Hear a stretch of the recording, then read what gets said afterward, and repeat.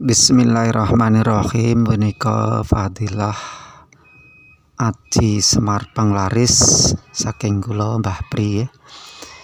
Niki sronone siapno sak liter banyu cucian beras, jeruk purut lemau diiris-iris dicampur ana ing wadah baskom ya.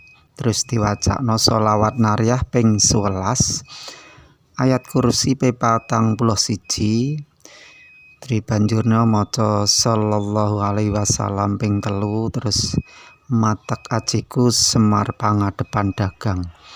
Aduh asih cedhak asih asiya marang daganganku kabeh.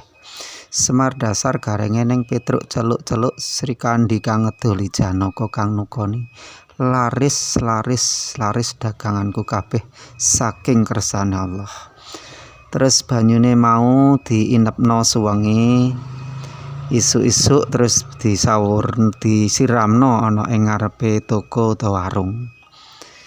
Mengenai lakon utawa tirakate nggih niki kula privasi nggih, saged hubungi kula nggih wonten nomor 08213479995 nggih wonten dalem kula nggih, saged ugi wonten kawasan Mayang Magersari.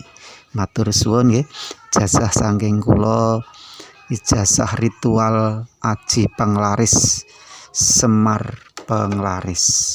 Maturun, wassalamualaikum warahmatullahi wabarakatuh.